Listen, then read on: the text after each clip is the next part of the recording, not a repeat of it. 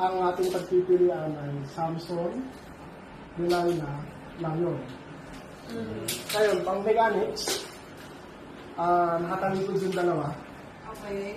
Pagka Samson, malakas. Pagka Delilah, ganon. Pag Lion, ganon. Okay. Samson, Delilah, Lion, go! Ulit. Ulit. John, nag-gets mo na, Samson, John? Delilah, Lion, go! Panalo si Samson. Panalo si Samson. So, bubunot ka Ng tanong. ng tanong na Samson. Ay, na Lion, di ba? Go! Okay.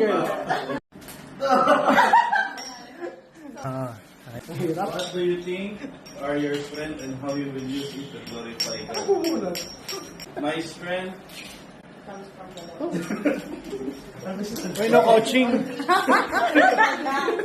yung patek. Nagamit ko siya sa paggagawa ng live. Amen. Oh.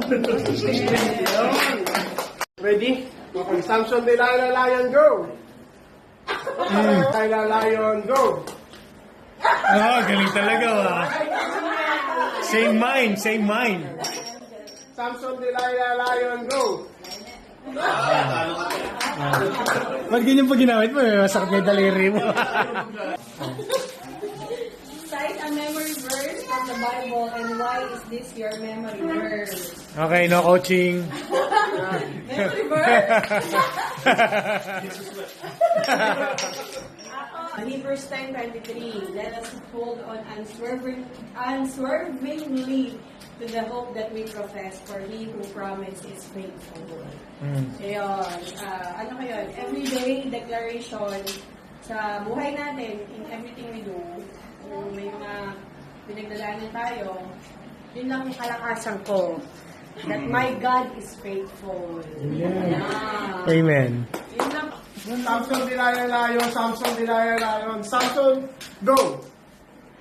Cite a memory verse from the Bible and why is this your memory verse? Ang dami kong memory verse noon.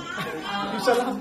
Ang pinipili ko po ay March 21. March 21. Happy birthday. Happy birthday. Matthew 21:22. If you believe Whatever. whatever you ask in prayer, You will receive. ako po kasi sinusurrender ko lahat kay God, no? Yung lahat ng anxiety, sickness, mga kailangan namin. Only God can do possible, ito impossible. Ayan, thank you po. Yeah. Samson, Delilah, Lion. Samson, Delilah, Lion, go! Go!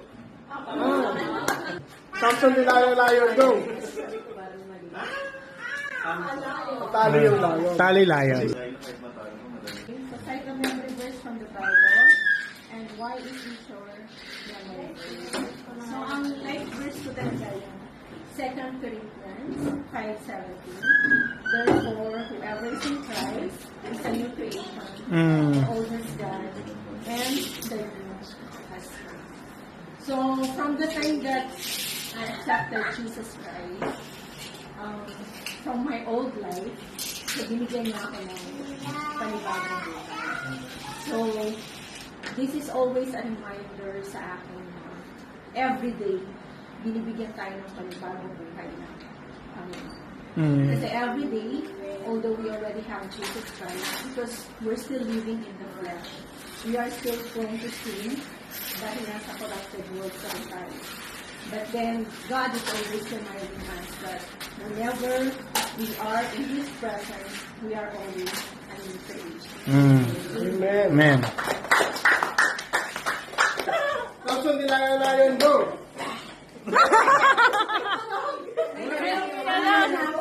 Yung action lang yun.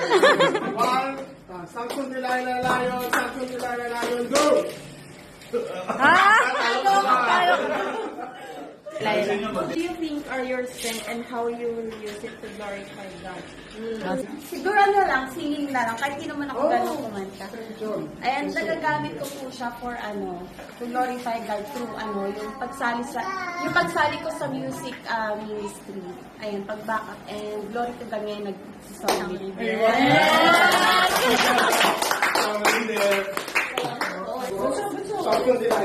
Samson Delilah Lion, go!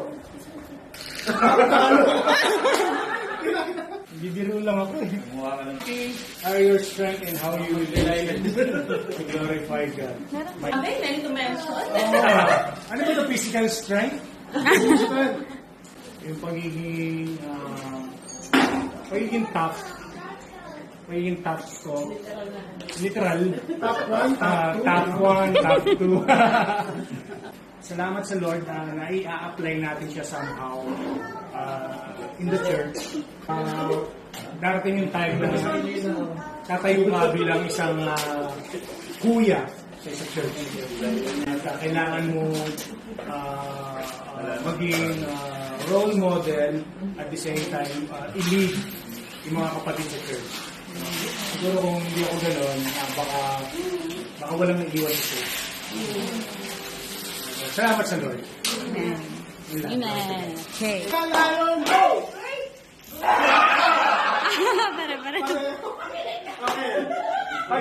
Pag may iba talo, no?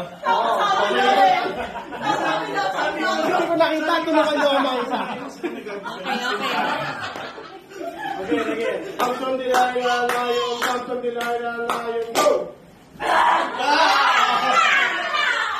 Oh, galing ako. Samson Delilah Lion, go! Lion, go!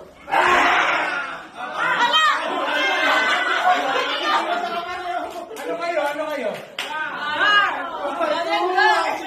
Lion, Samson Delilah Lion, go!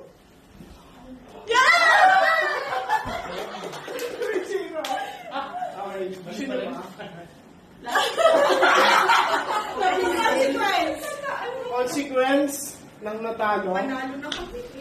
Wala po.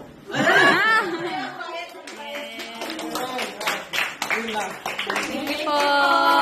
Ano ba? Isa pa. Grabe. Ano, brainstorming mo.